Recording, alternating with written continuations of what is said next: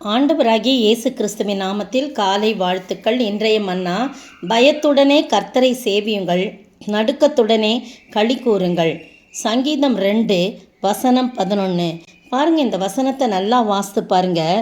பயத்துடனே கர்த்தரை சேவியுங்கள் அப்படின்னா, பயந்து கொண்டு நடுங்கி கொண்டு ஐயோ பயமாக இருக்குதே இப்போ அவரை வணங்குறதுக்கு அப்படி கிடையாது.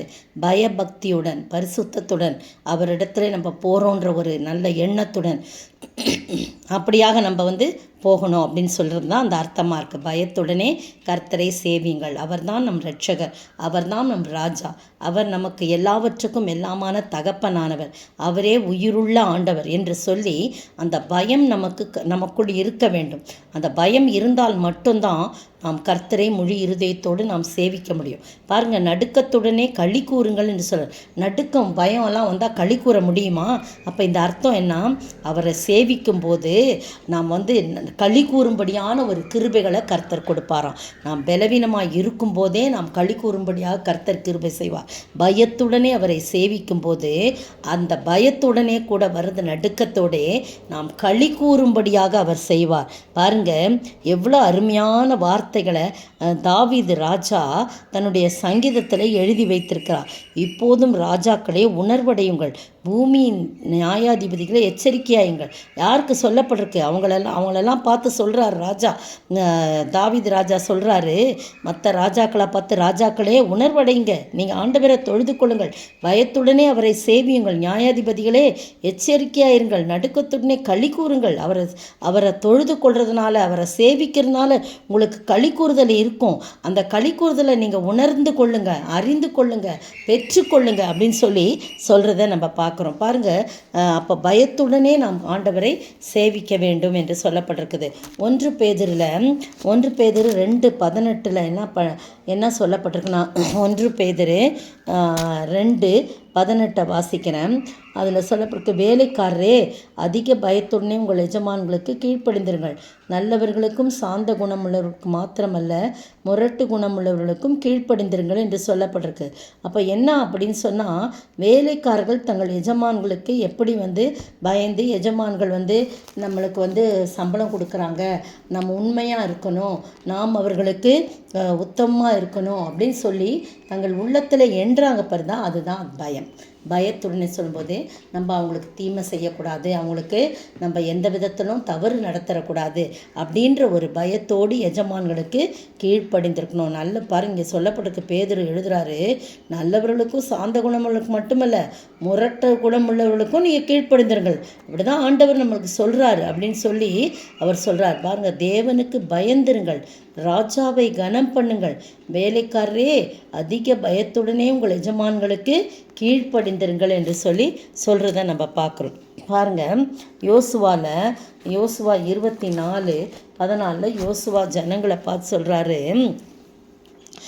உங்களுக்கு நீங்கள் எதையுமே நீங்கள் முயற்சி பண்ணல, அப்படி நீங்கள் பண்படுத்தாத தேசத்தையும் நீங்கள் கட்டாத பட்டணங்களையும் உங்களுக்கு கொடுத்தேன், அவைகளில் குடியிருக்கிறீர்கள், நீங்கள் நடாத திராட்சை தோட்டங்களின் பலனையும் ஒலிவத்தோப்புகளின் பலனையும் புசிக்கிறீர்கள். ஆகையால் நீங்கள் கர்த்தருக்கு பயந்து அவரை உத்தமமும் உண்மையுமாய் சேவித்து உங்கள் பிதாக்கள் நதிக்கு அப்புறத்திலும் எகிப்தில் சேவித்த தேவர்களையெல்லாம் அகற்றிவிட்டு கர்த்தரை சேவியுங்கள்.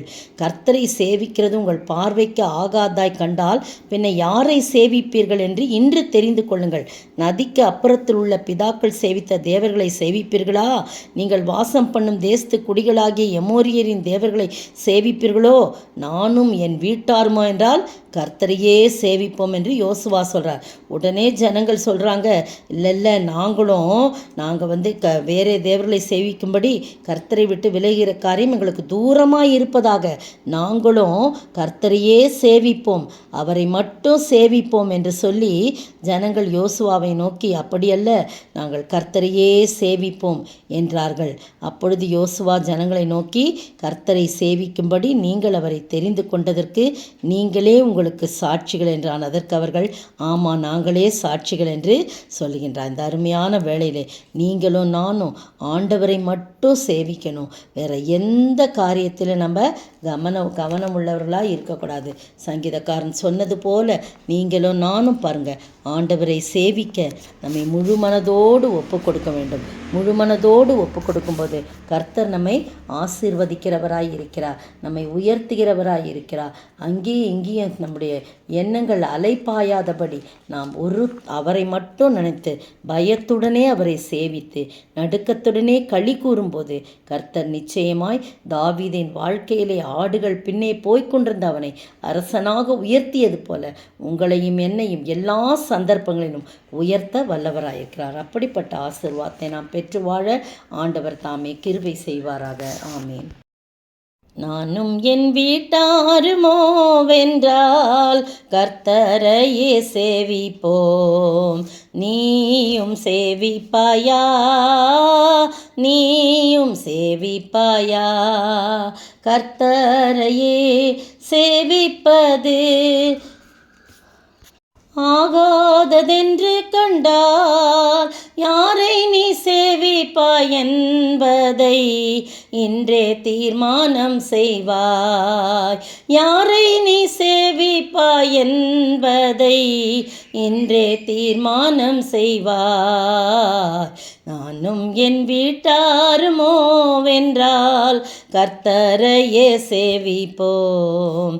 நீயும் சேவிப்பாயா, நீயும் சேவிப்பாயா? ஸ்தோத்திரிக்கிற ஆண்டவரே, துதிக்கிற ராஜா கர்த்தாவே, நாங்கள் ஆண்டவரே முழு இருதயத்தோடு உம்மை சேவிக்கவும் ஆண்டவரே தகப்பனே, நாங்கள் எப்போதும் உம்மை மட்டும் சேவித்து வாழ எங்களை அர்ப்பணிக்கிறோம். பயத்துடனே நாங்கள் உம்மை சேவிக்க வேண்டும், நடுக்கத்துடனே அதிலே களி கூற வேண்டும் என்று தாவீது ராஜா சொன்னது போல நாங்களும் பயத்துடனும் நடுக்கத்துடன் உம்மை சேவித்து அதன் மூலமாக நாங்கள் உயர்த்தப்பட நீர் கிருபை செய்ய வேண்டும் என்று கர்த்தரும் மீட்பரும் ராஜாவுமாகிய இயேசு கிறிஸ்துவின் விலையேற பெற்ற நாமத்தில் ஜெபிக்கிறேன் பிதாவே. ஆமேன், ஆமேன். நேற்றைய பதில், ஜீவனுக்கேதுவான மனம் திரும்புதலை தேவன் புறஜாதியாருக்கும் அருளி செய்தார் என்று சொல்லி தேவனை மகிமைப்படுத்தினார்கள். அப்போஸ்தலர் 11:18. இன்றைய கேள்வி, சவுலை தேடும்படி புறப்பட்டு போனவன் யார்? அவன் எப்படிப்பட்டவனாயிருந்தான்? சவுலை தேடும்படி எங்கு புறப்பட்டு போனவன் யார்? அவன் எப்படிப்பட்டவனாயிருந்தான்?